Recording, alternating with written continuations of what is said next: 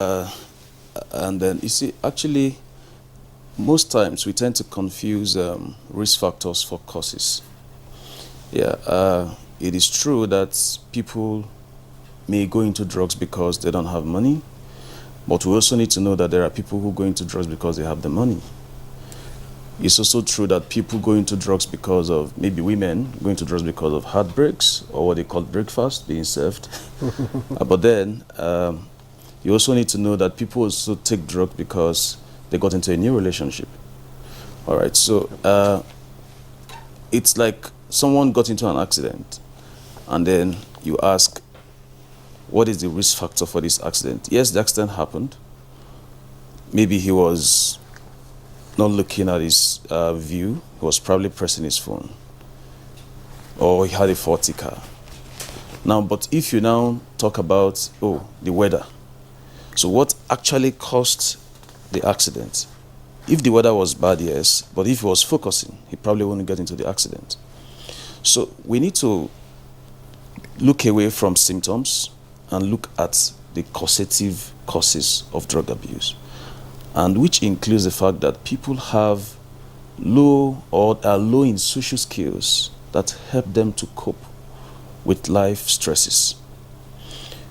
There are many people who lived or grew up in homes where families, even parents, take alcohol, but they never did. There are people who lived with roommates in schools that they were all taking marijuana, but they never did. So what is it about them? Some of these persons are also low in self-esteem.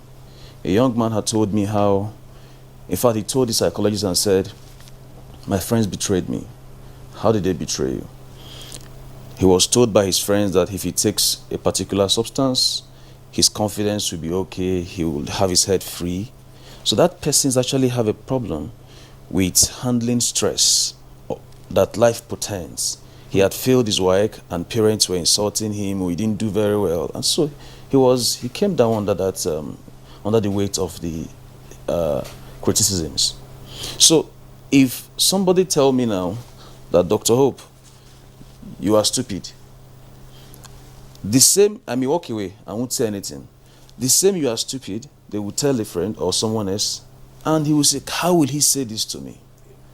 So we need to know that drug abuse is just one behavior among maladaptive behaviors that are problems to people.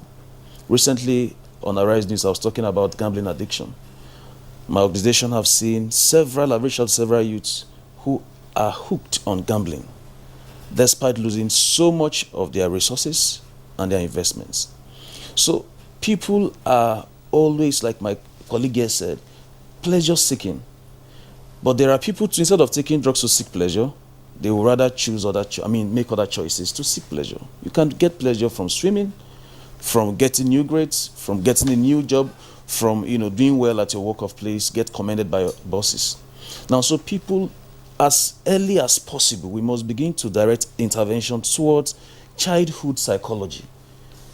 Psychology in children is important, is one place that needs to be broached so that intervention at those age groups can be implemented, so that young people grow who have confidence, who have self-esteem, who are assertive, who are able to say, I'm not going to do this and I won't do this, who know that, okay, this is wrong, this is bad, which is also where the psychoeducation part comes in educating them about drugs of abuse and the rest. So it's important that we must begin to look beyond, even when we go to the family setting, we have family therapy sessions for our patients too. You will need to look for dynamics that could lead to these issues. There are parents who have told their child themselves that you can take it, it's not anything. In fact, I've had a discordant family where the father do not see anything wrong with the child's alcohol use disorder. He just felt alcohol is, didn't I take alcohol? I will not all taking alcohol. Why is this on a different case? So you just know that this person will relapse immediately after he leaves because the mother is concerned, but the father is rationalizing the boy's behavior. So you see, when my boss here, the secretary, has mentioned that there is an approach now that is geared towards family, I'm excited because organizations like us and other government organizations must shift focus from just doing road rallies, for example, or just holding press conferences, But we must step down to the grassroots. And I'm happy the NDLA is already toeing that direction. They've been doing that. Most times when we interview NDLA, we just ask them about seizures. But they don't tell us how much they do at drug demand reduction. Your question about, why are people, your question, Mr. Victor, why are people still going into the market of, drug trafficking and the rest, despite the seizures? It's very simple. The truth is, there is no businessman that will go into a particular trade if there is no demand for that trade.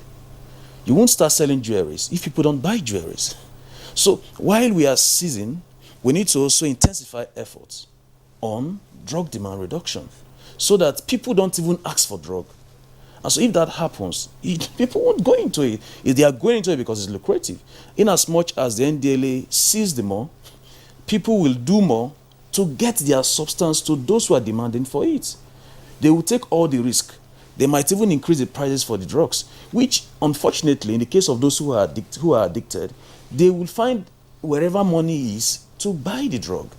So if they were selling at 10,000 naira, for example, and the NDLA, raid and seize their large quantity, they have smaller quantity left, they are going to sell that at maybe 100,000 naira because they know that there is a ready market for it.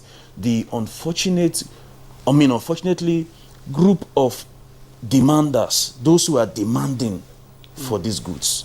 And these are people that they should also be treated. Because if somebody is hooked on substance, despite the negative consequences, in the face of the negative consequences, he or she is going to continue use of that substance if he doesn't get help. And again, thankfully, the NDLA with other organizations have, rehab centers, and they are building more. And we have also partnered, they have referred patients to us even, and we are working together on all of these things.